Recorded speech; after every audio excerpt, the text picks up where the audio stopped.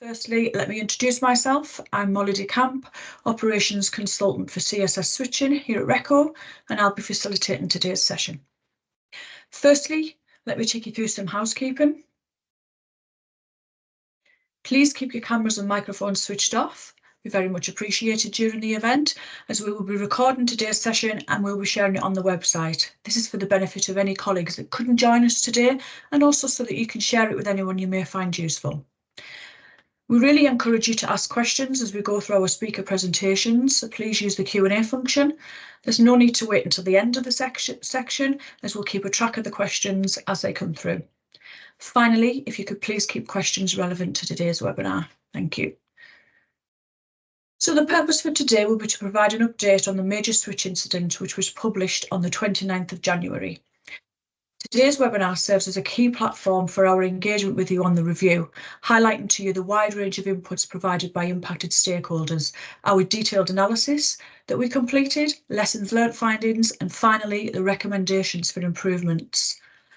All of the above are detailed in our ongoing action plan, which is to be delivered by DCC and RECO. Really importantly, this is the chance for you to interact, ask your questions and share any thoughts on our action plan, and we hope that you can use this session to inform your immediate stakeholders.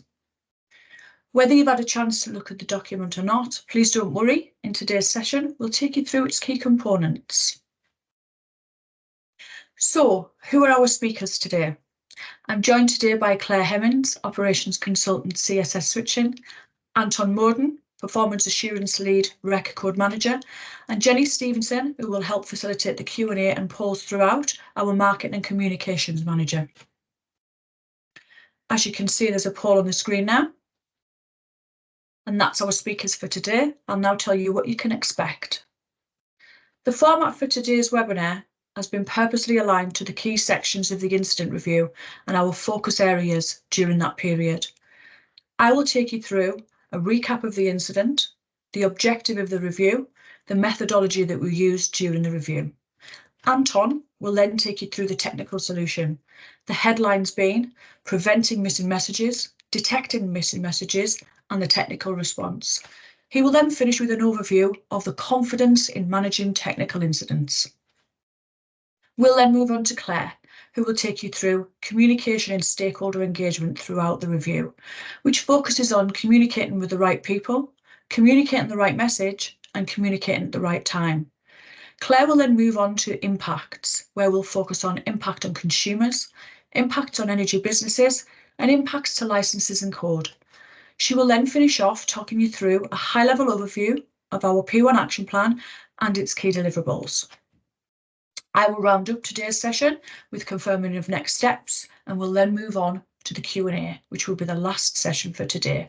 We've left a good proportion of time to answer as many questions as we can.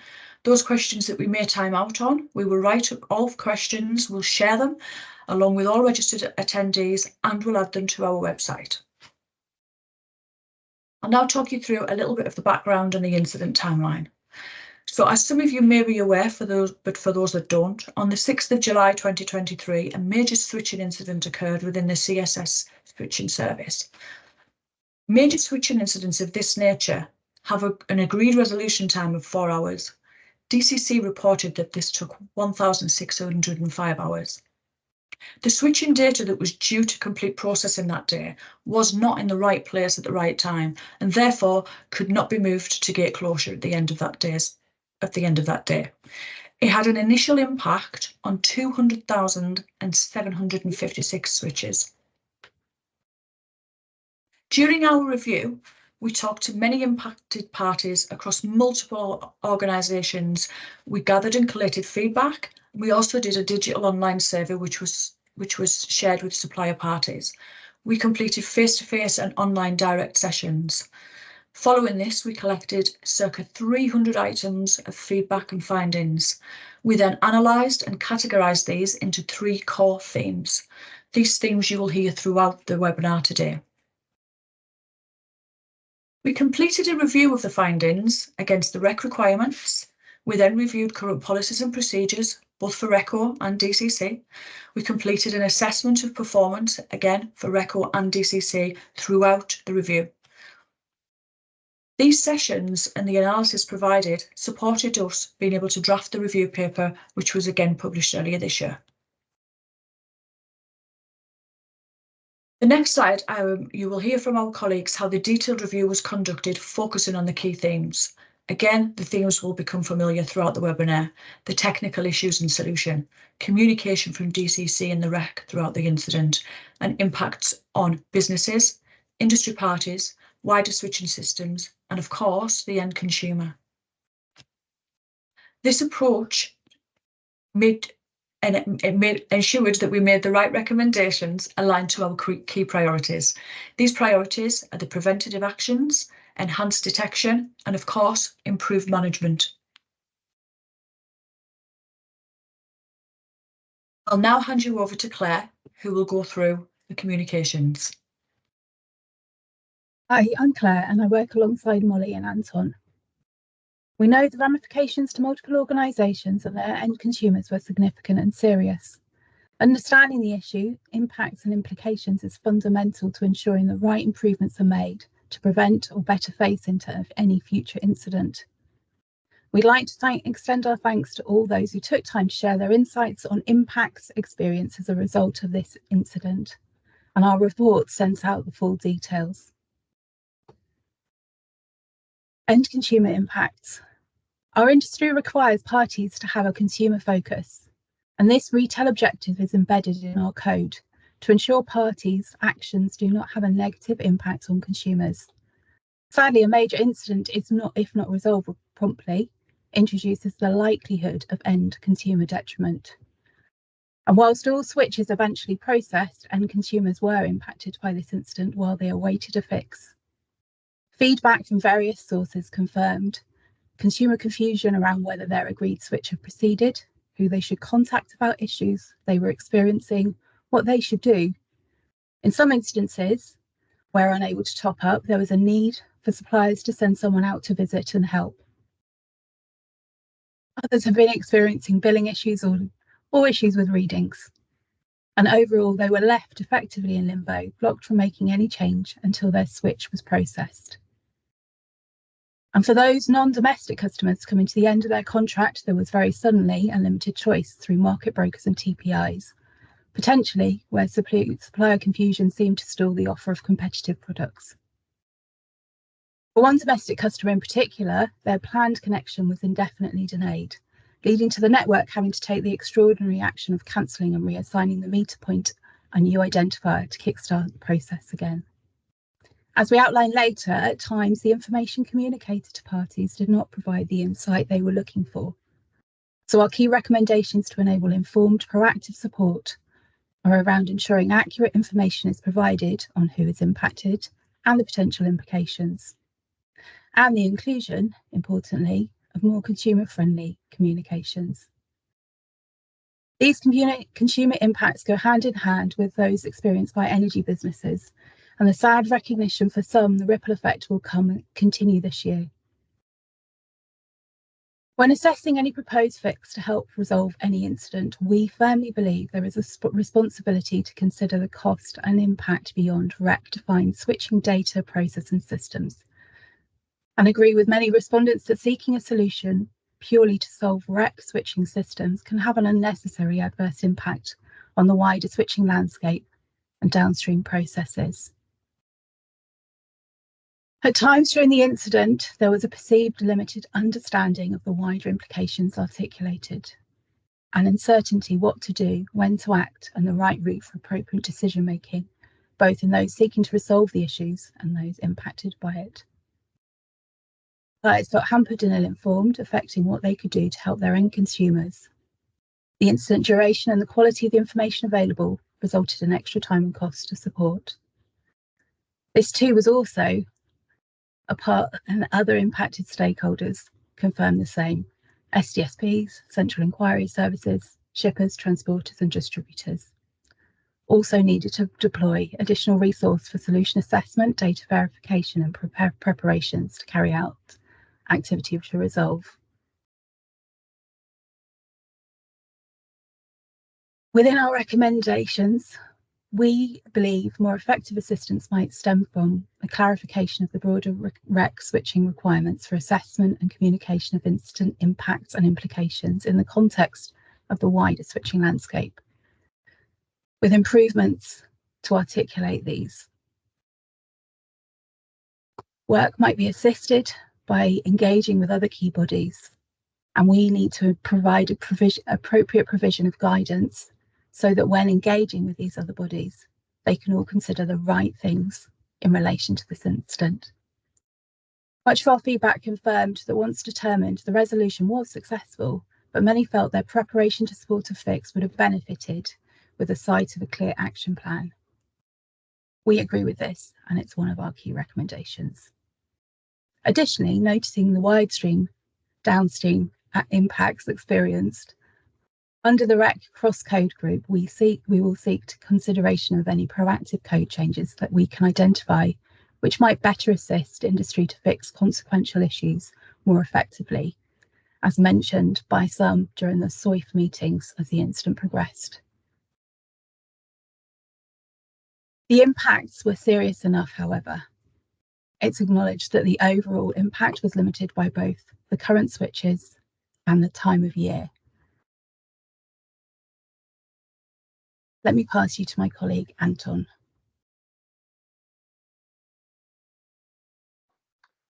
Thank you very much. I'm Anton.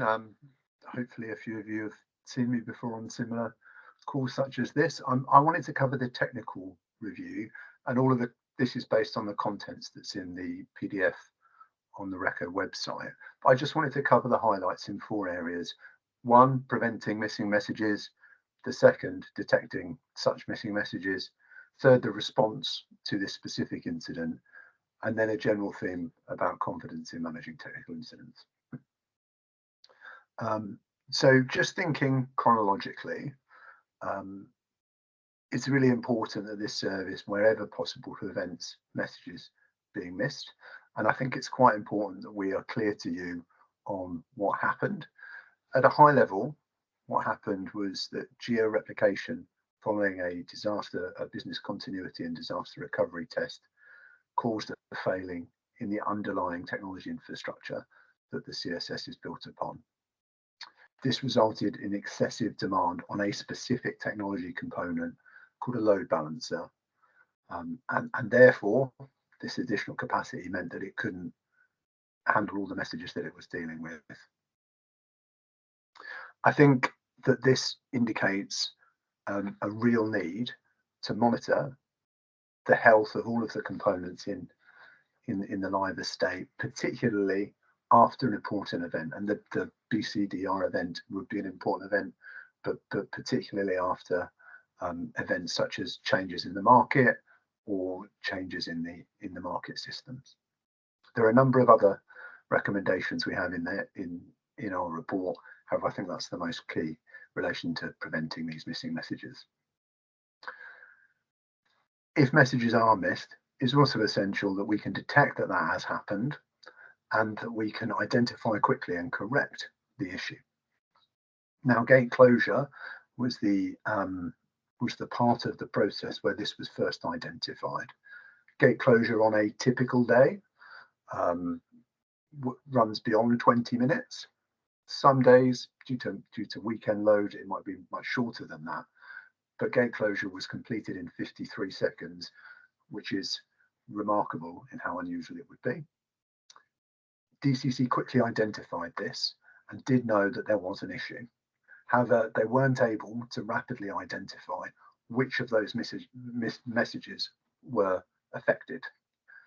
Over time, they were able to identify these and provide the details of these messages after 13 days post the incident. I think this underlines just how important that if messages are missed, it's easy to rapidly detect that and take the right corrective action, be that from central services or perhaps involving suppliers themselves. We therefore have a number of recommendations in our report. However, the key ones are a full review of data logging, so it's easy to identify where messages or other important data has been lost or cannot be retrieved promptly, so that that can be put in place and the response to replaying messages could be much faster. It's really important that we also focus on upskilling staff so that they understand the nature of the data and how that might have impacts downstream, not just on dealing with consumers and how they might need communication around a switch, but also on settlement and other processes.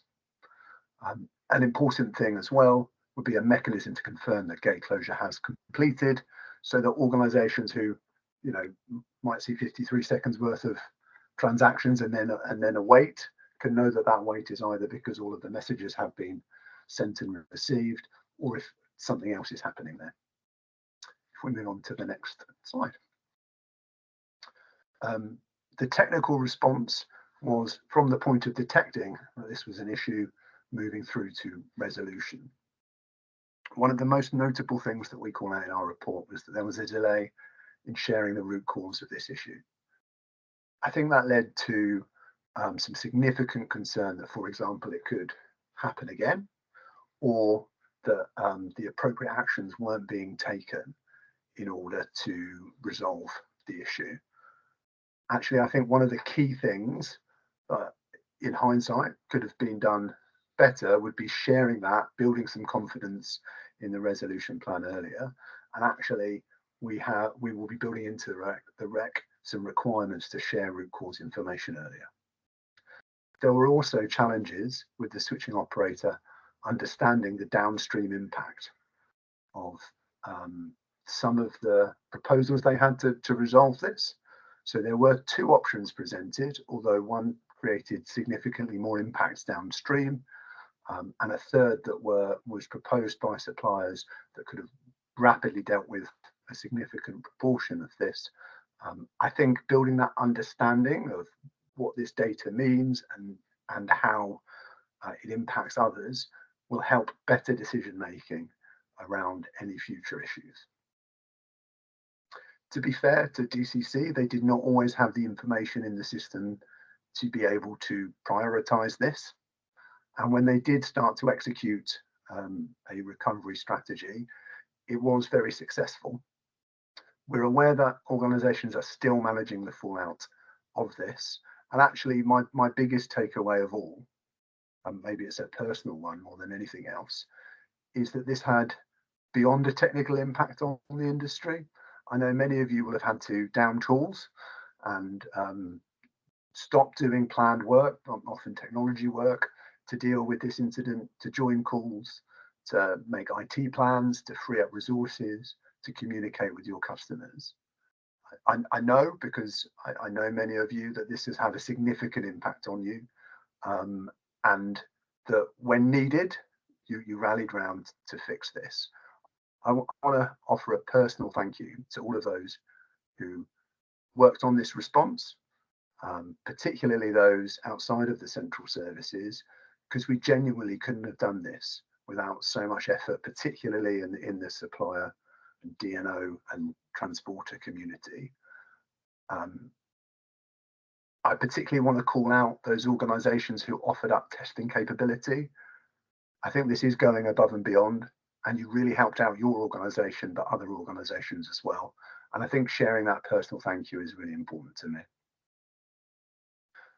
You will see in this section that we have recommended that it's important to provide better information to prioritise resolution, and we will be working with DCC to identify what that could be, so to share root cause information earlier. The final point that I wanted to reflect on in discussing this with many stakeholders, one thing it did suggest is that there is a need to build better confidence around the incident management processes. I do think there were perceptions that went beyond this incident, or maybe had some impact on this incident, but were primarily beyond it, that we did pick up. I thought it was important that we included some of this in our report so that it feels a bit more rounded. Just to touch on what the key ones were, some perceptions of issues with grading tickets, some perceptions that tickets going to the wrong organisation added kind of unnecessary work. Some notes on that the sheer volume of incidents makes it harder to pick out the very critical ones, and some ideas that people might have their incidents downgraded, and perhaps they didn't agree with that downgrading. We think it's quite important that we act to address this and build incident management processes that you can have confidence in. Our key recommendations in this section include trend analysis, so you can understand what types of incidents are being raised, what kinds of issues there are that can be tackled in a broader level. A review of incident grading so that we can have confidence that incidents are being appropriately graded or put the appropriate changes in place so that they are, and improve transparency from DCC about its incident process, so you can see a little bit behind the curtain about the controls that are in place and understand how that works so you can have confidence where you need to. So that's all from me. If I hand over back to Molly, I think. Back to Claire. Thank you, Anton. Yeah, sorry, we've changed around the names a little bit. So in this section, we'll move on to communications and engagement, giving the right people the right message at the right time. Timely, accessible, insightful communication to the right people is critical in guiding those impacted so they can play their part to mitigate incident risks as early as possible. At times, there may be the need to think of the audience that they are talking to with the right degree of tailoring, like the inclusion of some consumer-friendly communications, which I mentioned before, from which parties can base their engagement. Feedback confirmed that communications in the early part of the incident were not received by all in good time and did not include information needed to understand if they or their customers were impacted or what proactive action they could take. Further, the communications available did not adequately confirm what was going on or being done. And as Anton outlined, this shook confidence and trust that the situation was both under control and that a resolution was being sought. We apologise, and this led parties to reach out to others for help. Noting that this improved as the incident went on and feedback confirmed this, we've taken forward some few recommendations which we hope we can put in place. We've already put some in place with the DCC, but further work needs to happen. A mechanism to ensure prompt mobilisation of engagement, to engage with the right people in the right way, including engaging impacting switching services and establishing appropriate incident forums. A full assessment of the incident management policy and processes, the communication strategy and the switching contact list, and the process to ensure its currency, to try and make sure that the right people get the right things that they need. We will take away a strategic aim to look at and consider the tell us once principle to try and assist as best we can. The DCC should be responsible for communications management, but noting it was helpful can seek support from Rep Code Manager to amplify and get the message out to a wider audience. Now I'll pass on to my colleague, Molly, who will come up with our conclusions, the outcome and next steps.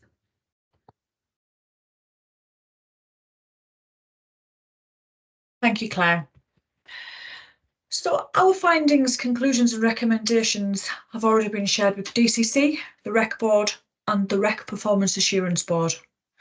Our recommendations form the basis for our action plan, which RECO and DCC will implement in the coming months. This will focus on the delivery of system improvements, changes to policy, required code changes, and enhancing existing approaches. We'll also focus on introducing new requirements and clarifying existing ones.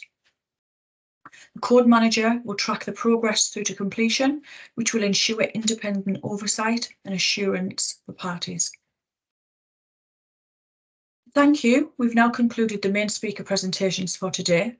Before we move on to the Q&A, we would like to take another opportunity to provide you all with a thank you from everyone at RECO for taking the time out to provide all the valuable insights, information and time. This has helped us shape the comprehensive report and the recommendations, which hopefully should secure confidences. That concludes the next steps. And if we now move on to the Q&A, I'll ask Claire and Anton to please come back onto camera.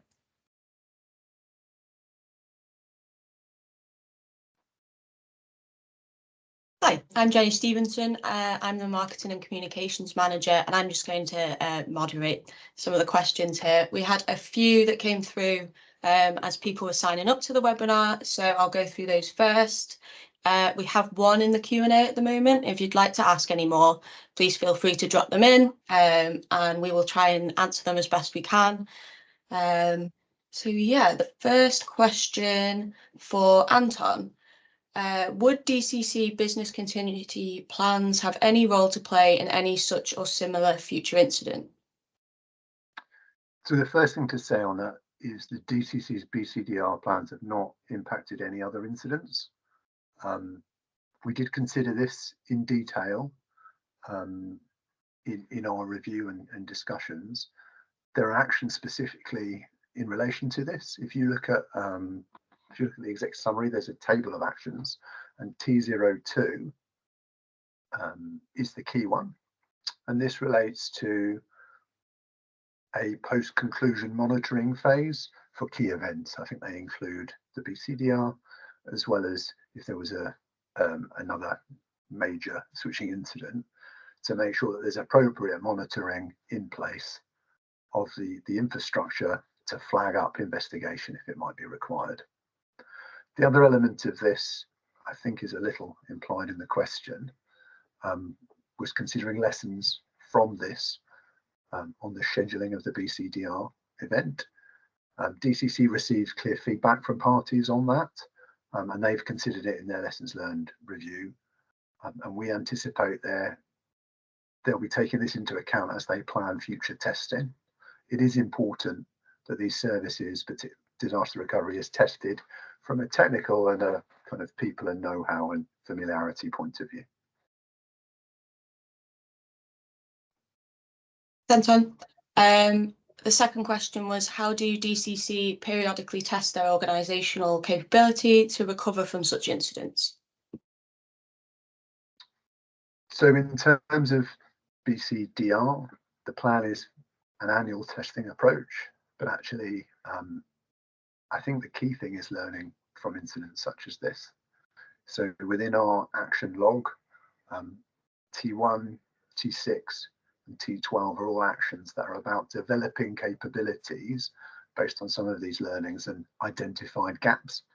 This does include technical things such as monitoring, but also organizational capability things such as, understanding the ins and outs of how the processes work and the downstream impacts they have if there are problems.